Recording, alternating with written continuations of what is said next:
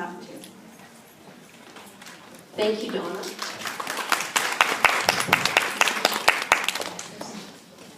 And my special today is any fittings that are booked, you get 10% off. I never got 10% off. Dorothy, you always get special price. I know. I'm just kidding. Okay. No, we have to increase your prices. Yeah. Bonnie? Okay. Good afternoon, everybody, and thank you, John, also for that great introduction. And so, how many authors do we have here today? Put your hands up. How many of you have a story that you would like to tell in a book someday? Yeah. Quite a few.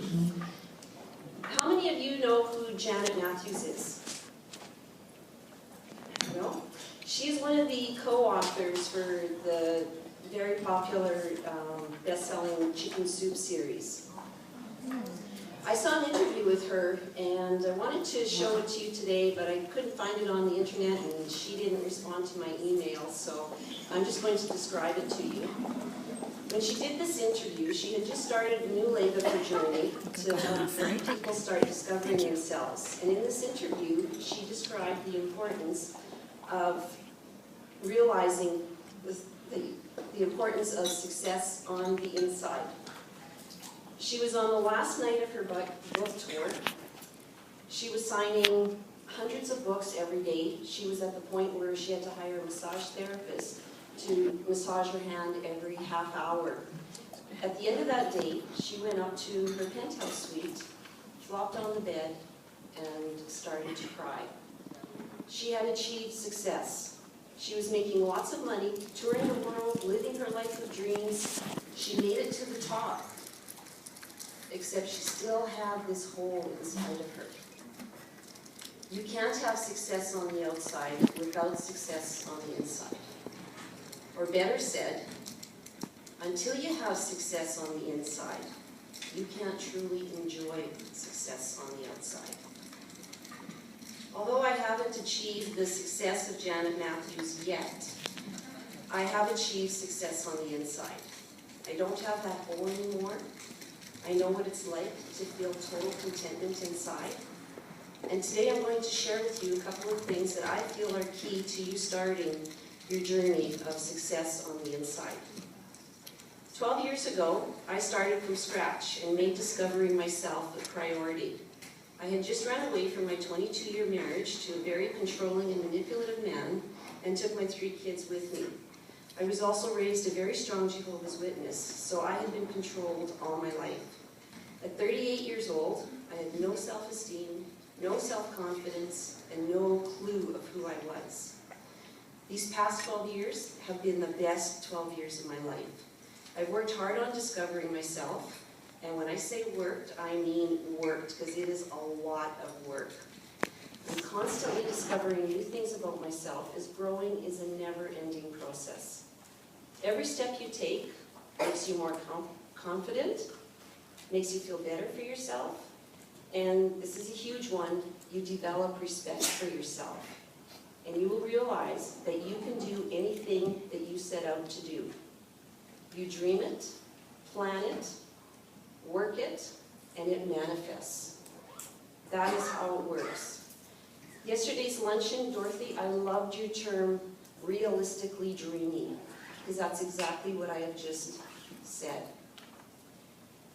Also from yesterday's luncheons, this is just a side note, Loretta, I did the 4-7-8 rule last night, and it works. So just a side note here, if you learn amazing things at all the Womenician luncheons. So it's a very good organization that Dorothy runs. Thank you. When you're doing the right thing for you, you burn inside with excitement and enjoyment for what you're doing, and it's coming from the heart. That radiates from you, and you attract like-minded people. Doors of opportunity are always opening in front of you. That's how life is supposed to be. It's an amazing experience, and I know it because I'm living it. So a couple of key things to achieving success on the inside. My first item of advice is invest in yourself. You have to discover who you are, and you're going to have to dig deep. You're going to have to go to the root of your problems, and you're going to need help. There's nothing wrong with hiring a professional. They will guide you to realize those underlying beliefs, those whys of why you feel and do the things you do. This is not an easy process. This is something you can't rush. You have to be patient with yourself. Always remember baby steps. You'll probably have years of built up walls inside that you have to break down, and that's the only way that you can get to the foundation, the only way that you can achieve success on the inside. When you're looking for a counselor, life coach, psychiatrist, whatever professional you're looking for, you have to find somebody that clicks with you, and don't stop till you find the right match. This is about you. You have to be able to feel totally comfortable, to be totally open with that person, because that's the only way that they can help you.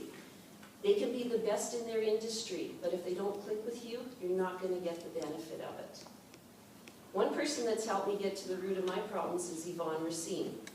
I met her at a Womanition luncheon, and she introduced herself as the relationship expert, and the relationship is with yourself.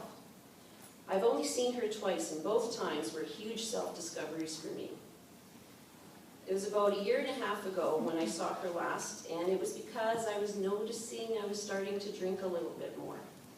And I don't have a drinking problem, and I know because I said that, sounds like I do, but I don't. I just know myself, and I knew that something wasn't right. I knew I was trying to escape from something, but I had no clue what it was. So I went to see Yvonne. During my visit, we went over everything going on in my life in detail, which was a lot. I was enjoying my bra company, I was working on my first book project, I was very busy with the ACC, my kids had recently come back to me in my life. Everything was going great. Then I mentioned that I was having problems getting up in the morning. It was my job. Tram. I couldn't believe it when she said that. Sure, Ron did a couple things that really ticked me off, but I was getting paid highest bracket for my industry. He was 100% pro-family, so there was never a problem me taking a day off from work when the kids were sick. I would always take a day off when the kids had PD days to take them skiing. I was usually late for work about 90% of the time, and nothing was ever said to me. It was the slackest job in the world. I was basically paid to be at the office 8 to 5, Monday to Friday, and I could keep myself busy with my own stuff about 80% of the time. So what was wrong with that? But now on the downside, Ron was a redneck Albertan, and he believed that woman's place was in the office only. No variety. I was stuck in the office. A few years ago, I found a dream job, and when I gave my notice to Ron, he said, "What does Tram have to do to keep you?" I accepted the other job because I was looking for a challenge, so I told Ron that I wanted to get into all areas of the business. I wanted more variety, more challenges. He agreed, and so I stayed. I mentioned it a couple times to start doing different things, and all he'd say is, "Yes, I'm thinking about it." And then after about 7 months, I realized that nothing was going to happen. And I also decided that it really wasn't worth me making him push his comfort zone. So I asked for a $1,000 a month raise, and I got $500. I'd lost a lot of respect for him because of what he did. Otherwise, though, I was treated great. He also had no issue with lying to make a sale and treated the boys in the warehouse with no respect. But that didn't affect me. I had it good there. Values are huge to me, honesty being one of the most important to me. As a child, I had to lie because if the truth was something that my mom didn't want to hear, odds are I was going to get the belt. Then as I grew into my teenage years, I realized when I wasn't agreeing with the religion, there was definitely a lot of lying there. And then in my marriage, I always had to lie because my husband was so jealous. That was one of my biggest freedoms when I left my marriage, and I now relish in the fact that I don't have to lie about anything. My values were being compromised at Tram, but it was a slow process that built up. I was there for 9 years, and I wasn't even doing the things. It was just that they were happening around me, and they were slowly eating at me deep inside. If you want to experience inner success, you have to get to the root of the problem. And that's the only way that you can deal with it and move on. Yvonne helped me figure out what the root of my problem was, and now I realize the importance of values. That's now my priority in business, and during my next phase of franchising, values is going to be one of the priorities of all franchisees. Knowing your values will also help you set your boundaries. And when you're clear on your boundaries and let them guide you, you stop feeling guilty for them and you start enforcing them. And that's a huge step to success on the inside. Another investment is time. Pampering yourself and doing the things you enjoy. Again, this is all about you. What makes you feel good on the inside? These are busy times for everyone, so these days it's very important to schedule me time and start doing the things that make you feel good inside. It could be as simple as a bubble bath. Bubble baths have always taken me to another place. And when I was preparing this presentation, I reflected on how bubble baths used to be. Not exactly me time, more like family time, but nevertheless still eventually took me to another world. I was remembering my not-so-private bubble baths with the kids sitting on the edge of the tub because the water was too hot for them to sit in it. I also remember thinking, damn, this is my bath, but the rules were you be quiet and make the best of what I had at the time. I asked Shay the other night when I was working on this if she had any memory of sitting on the edge of the tub. And she said yes. Her memory was telling her teacher that my mom took boiling hot baths and we'd sometimes have to stick our feet in it, but we couldn't handle the heat, so sometimes we had to get out. But sometimes I put my feet in further than cold did. Thank you, Shay, for giving me permission to share that, because it's very special to hear your 5-year-old perception of that experience. Enjoying every second of your life is also very important. My next item of advice is volunteering. I was very surprised at how much personal benefit I've received from volunteering, and for me it was the Alpine Club of Canada, or the ACC. In the club, you are surrounded with people that are following their passion. It's a mountaineering club. I discovered I'm a great teacher, organizer, and cook, and I apply all of these skills in my business. In the ACC, I was able to learn to rock and ice climb and backcountry skiing at affordable prices. Everything is run by volunteers, so costs are minimal. Now I've been leading trips for the past 6 years and help teach the courses. The other thing I love about the ACC is if you have an idea and you're willing to put the effort into making it happen, you can pretty much do anything you want. And I've learned firsthand what I'm capable of, simply because my fears were removed.